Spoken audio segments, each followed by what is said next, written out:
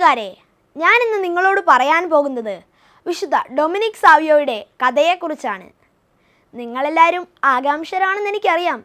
അപ്പം നമുക്ക് കഥയിലേക്ക് പോകാം.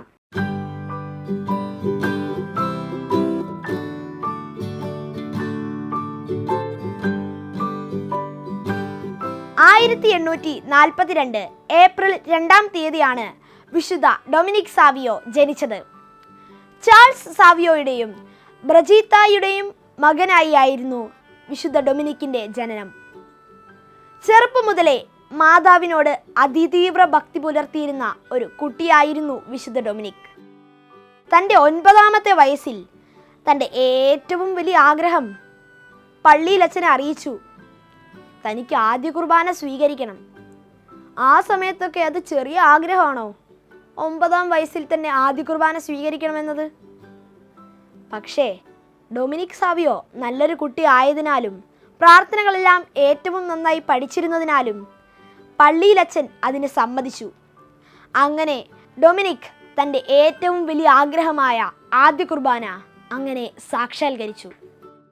ആദ്യ കുർബാന സ്വീകരണ സമയത്ത് ഡൊമിനിക് എടുത്ത 4 തീരുമാനങ്ങൾ ഏതാണെന്ന് എൻ്റെ പ്രിയ കൂട്ടുകാർക്ക് അറിയാൻ ആകാംക്ഷയില്ലേ? ഒന്നാമത്തേത്, എനിക്ക് സാധിക്കുന്ന എല്ലാ ദിവസങ്ങളിലും കുമ്പസാരിക്കും. അതൊരു പ്രധാനപ്പെട്ട തീരുമാനം തന്നെയല്ലേ? അല്ലേ? നമ്മുടെ പാപങ്ങൾ ഓർത്ത് പശ്ചാത്തപിക്കാൻ ഏറ്റവും നല്ല സ്ഥലം ഈശോയ്ക്ക് നമ്മുടെ പാപങ്ങൾ ഏറ്റുപറയുന്ന കുമ്പസാരക്കൂട് തന്നെയല്ലേ?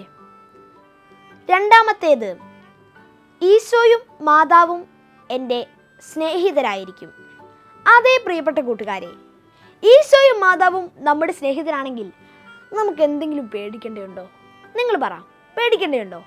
ഈശോയും മാതാവിനെയും സ്നേഹിതരാക്കിക്കൊണ്ടാണ് ഡൊമിനിക് തൻ്റെ ശിഷ്ടകാലം കഴിച്ചുകൂട്ടിയത്. മൂന്നാമത്തെ കാര്യം എന്ന് പറയുന്നത്, കടമുള്ള ദിവസങ്ങളിൽ കുർബാനയിൽ ഏറ്റവും സമ്പൂർണമായും തൻ്റെ മനസ്സിനെ സമർപ്പിച്ചുകൊണ്ട് ബലിയർപ്പിക്കും. അതേ പ്രിയപ്പെട്ടവരെ, നമ്മളും ഡൊമിനിക്കിൽ നിന്ന് പഠിക്കേണ്ട ഒരു പ്രധാനപ്പെട്ട പോയിന്റ് ആണിത്. നാലാമത്തേതും അവസാനത്തേതുമായ കാര്യം ഏറ്റവും പ്രധാനപ്പെട്ടതാണ്. അതെ, പാപത്തേക്കാൾ നല്ലത് മരണമാണ്. ഒരു കുഞ്ഞു തെറ്റ് പോലും ചെയ്യുന്നതിനേക്കാൾ നല്ലത് മരിക്കുന്നതാണ്. ഇതായിരുന്നു ഡൊമിനിക് സാവിയോയുടെ തത്വം. ആ നാളിലായിരുന്നു വിശുദ്ധ ഡോൺ ബോസ്കോ അവിടുത്തെ പള്ളി സന്ദർശിച്ചത്. ടൂറിനിലേക്ക് കുട്ടികളെ തിരക്കിയുള്ള യാത്രക്കിടയിലായിരുന്നു അദ്ദേഹം വിശുദ്ധ ഡൊമിനിക്കിൻ്റെ പള്ളിയിൽ എത്തിച്ചേർന്നത്. ഡോൺ ബോസ്കോയോട് വിശുദ്ധ ഡൊമിനിക് ചോദിച്ചു, എന്നെ കൂടെ ടൂറിനിലേക്ക് കൊണ്ടുപോവോ? അപ്പോൾ വിശുദ്ധ ഡോൺ ബോസ്കോ ഒരു നിബന്ധന വച്ചു. ഒരു പേജ് കാണിച്ചിട്ട് കൊടുത്തിട്ട് പറഞ്ഞു, ഈ പേജിൽ കാണിച്ചിരിക്കുന്ന പഠിച്ചിട്ട് വരിക. അങ്ങനെ ആ ചാലഞ്ചൊക്കെ ഏറ്റെടുത്ത് വീട്ടിലേക്ക് പോയി ഡൊമിനിക് ആ ദിവസം തന്നെ ആ പേജ് ഫുള്ള് പഠിച്ചു തീർത്തു. ഈ പേജിലുള്ള കാര്യങ്ങളെല്ലാം വിശുദ്ധ ഡൊമിനിക് ഡോൺ ബോസ്കോയെ പറഞ്ഞു കേൾപ്പിച്ചു. ഡോൺ ബോസ്കോയ്ക്ക് വിശുദ്ധ ഡൊമിനിക്കിനെ നല്ലപോലെ അങ്ങ് ഇഷ്ടമായി. അങ്ങനെ അവർ ടൂറിനിലെ ഓർട്ടറിയിലേക്ക് യാത്രയായി. 1854 വിശുദ്ധ പിയൂസ് പാപ്പ മാതാവിൻ്റെ അമലോത്ഭവം വിശ്വാസ സത്യമായി പ്രഖ്യാപിച്ചു.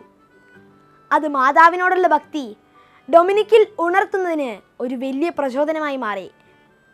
കുറച്ചു നാൾ കഴിഞ്ഞ് വിശുദ്ധ ഡോൺ ബോസ്കോയുടെ ഓർട്ടറിയിലെ തൻ്റെ പ്രിയപ്പെട്ട കൂട്ടുകാരുമായി ചേർന്ന് വിശുദ്ധ ഡൊമിനിക് ഒരു സംഖ്യം ഉണ്ടാക്കാൻ തീരുമാനിച്ചു. അമലോത്ഭ മാതാവിൻ്റെ സൊഡാലിറ്റി എന്നായിരുന്നു അതിൻ്റെ പേര്. 3 പ്രധാന കാര്യങ്ങളാണ് അതിൽ അവർ പ്രതിജ്ഞ എടുത്തത്. അതെന്താണെന്നറിയാമോ? ഒന്നാമതായി, ഓർട്ടറിയിലെ നിയമങ്ങൾ ഏറ്റവും കൃത്യമായി നിർവഹിക്കുക. നമ്മുടെ സ്കൂളിലെ നിയമങ്ങൾ ഏറ്റവും കൃത്യമായി നിർവഹിക്കുന്നത് നമ്മുടെയും ഒരു കടമയാണല്ലോ. രണ്ടാമത്തേത്, സാധിക്കുന്നതും നമ്മുടെ കൂട്ടുകാർക്ക് നന്മ ചെയ്യുക.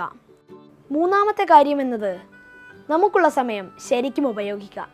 നമ്മുടെ സമയവും നമ്മൾ ശരിക്കും ഉപയോഗിക്കണം. ഡൊമിനിക്കിൻ്റെ ആഗ്രഹമായിരുന്നു ഒരു വിശുദ്ധനാകണമെന്നത്. ഒരിക്കൽ തൻ്റെ കൂട്ടുകാർ തമ്മിൽ വഴക്ക് കൂടുമ്പോൾ ഡൊമിനിക് അതിൻ്റെ ഇടയ്ക്ക് കയറി നിന്ന് പറഞ്ഞു, നിങ്ങൾ ഈ വഴക്ക് അവസാനിപ്പിക്കണം. കൈകൊടുത്ത് പരസ്പരം സുഹൃത്തുക്കളായി പിരിയണം. നമ്മളെല്ലാവരും ഒരേ ഓർട്ടറിയിലെ അംഗങ്ങളല്ലേ? തൻ്റെ ജീവിതത്തെ ഏറ്റവും നന്നായി ദൈവത്തിന് സമർപ്പിക്കാനായിരുന്നു വിശുദ്ധ ഡൊമിനിക്കിൻ്റെ പ്ലാൻ. നമുക്കും ഒരു പ്ലാൻ വേണം. വിശുദ്ധരായി ജീവിക്കുക, അങ്ങനെയാണ് നമുക്ക് സ്വർഗത്തിലെത്താൻ സാധിക്കും. ഇങ്ങനെ ജീവിച്ചു പോകുമ്പോഴായിരുന്നു ഡൊമിനിക്കിന് രോഗം പിടിപെട്ടത്. 1857 രോഗം പിടിപെട്ട് അവസാനമായി കുമ്പസാരിച്ചു.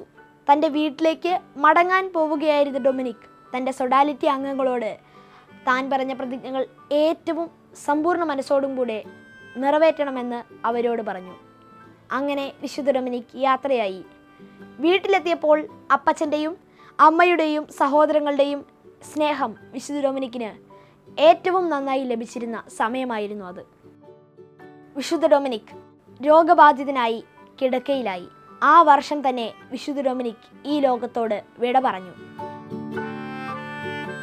പ്രിയ കൂട്ടുകാരെ, ശരിയായ ക്രിസ്ത്യ ജീവിതത്തിന് 3 കാര്യങ്ങളാണ് പ്രധാനമായും ഉള്ളത്: ഭക്തി, ശുദ്ധത, വിശുദ്ധി.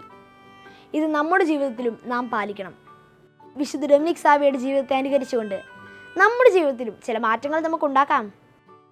വിശുദ്ധ ഡൊമിനിക് സാവിയോ തൻ്റെ ആദ്യ കുർബാനയിലെടുത്ത 4 തീരുമാനങ്ങൾ പോലെ നമ്മുടെ ജീവിതത്തിലും വിശുദ്ധമായ തീരുമാനങ്ങൾ എടുക്കാൻ നമുക്ക് സാധിക്കട്ടെ. വിശുദ്ധ കുർബാനയുമായി ബന്ധപ്പെട്ട വീഡിയോകൾ നിങ്ങൾക്ക് ലഭിക്കാൻ ഈ ചാനൽ സബ്സ്ക്രൈബ് ചെയ്യുക.